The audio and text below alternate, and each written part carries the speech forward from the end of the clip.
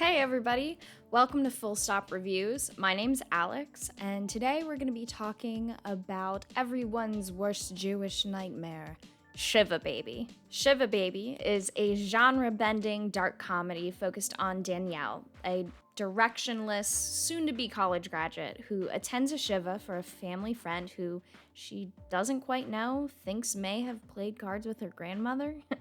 To her horror, her sugar daddy is also in attendance, along with his wife and child, all new information to Danielle. The movie navigates the everyday annoyances of a close friend and family gathering, like constant probing about your job situation and your love life, to the more dramatic, like probably being outed to your parents as someone who sells sex for money. The movie is reminiscent of other culturally centered family comedies like My Big Fat Greek Wedding or The Farewell, but uses Danielle's perspective to create increasingly high stakes, with a claustrophobic feel that lets you know the world really is almost closing in on you.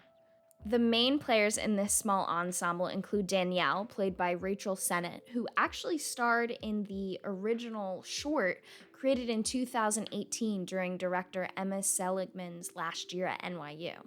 Sennett succeeds at juggling affection and apathy while trying to hide her glaring pain and turmoil.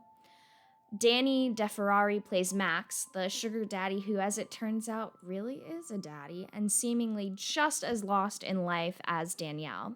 Diana Agron plays his Shiska princess wife. With such unnerving confidence, it creates this amazing amount of tension and competition in contrast to Danielle's wishy-washy ways.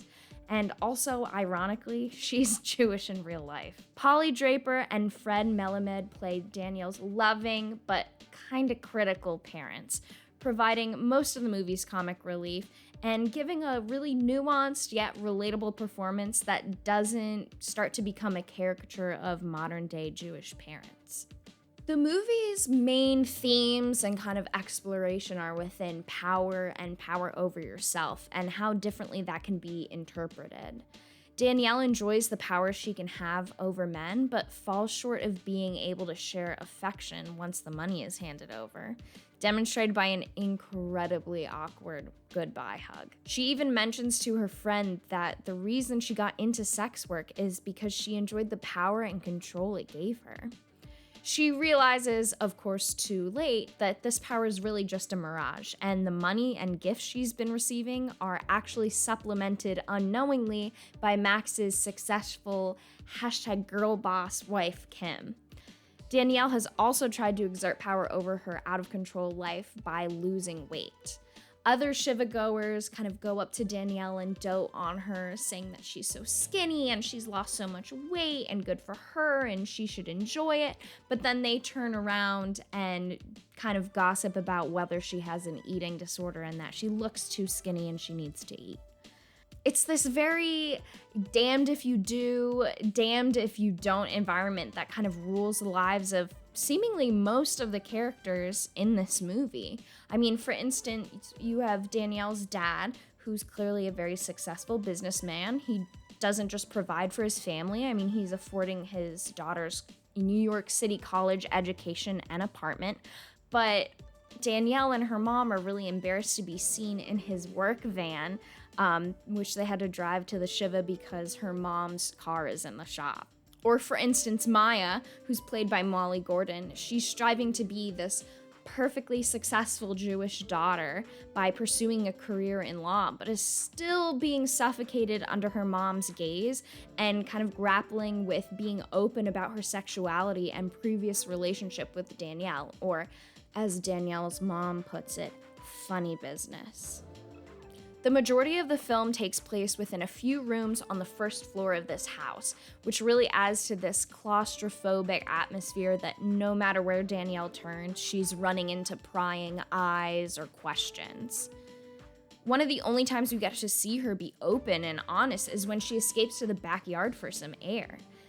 The handheld camera constantly shifting focus and the editing with really quick cuts back and forth kind of plays out like somebody who bet a lot of money on a tennis match and they're watching the ball go back and forth anxiously, worried that every wrong move could lead to ultimate demise. And while fully practical, it also adds to the idea that Danielle just can't get away from the confines of her own life and is too scared and strangled by expectations to really explore what she actually wants. So while the film does explore the possibility that Danielle gains a sense of freedom and control from sex work, it mostly treats her decision like a huge mistake, insinuating that her days of being a sugar baby are behind her, and just one mistaken foray into adulthood. I think the movie could have explored a little more the really high expectations put on older teenagers and young adults to go into higher education at a time where job growth is pretty stagnant and the cost of education has tripled, quadrupled since this generation's parents and grandparents went to college. Especially in the face of not necessarily knowing what you want to go to school for.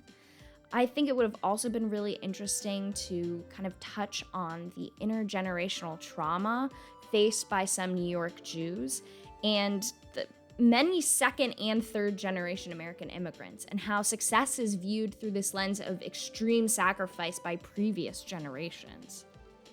And I would have also loved to hear more from Danielle herself about her hopes and dreams and what she wants rather than what people want for her or expect from her. You know, if losing weight gave her new confidence to pursue becoming a sugar baby, or if she really did develop an eating disorder and became a sugar baby because it was just like this new frontier of managing the only aspect of her life that she felt she had control over, her body. Overall, I'm giving Shiva Baby a green light. Cool. The future. Great. It's funny, it's moody, and anxiety-inducing in a way that verges on horror with just a little, wink and a nudge. It's truly a great feature directorial debut by Emma Seligman with a stellar cast and a really original plot that's grounded by a tale as old as time kind of situation and really groan-inducing relatability. So guys, before you head out, let me know what some of your favorite family-focused movies are. I would have to say the two I mentioned earlier, like My Big Fat Greek Wedding, The Farewell. I also really enjoy The Family Stone. Let me know what your favorite. Be sure to check out our other shows like Too Fast 2 Movie, where right now we are doing a rewatch of Attack on Titan. And then you can also check out our other movie podcast, The Return of the Movie, where a panel of us discuss reboots, remakes, and sequels. And also be sure to check out our web series, Interview Philly, which was recently accepted into the SoCal Film Festival. Until next time, bye.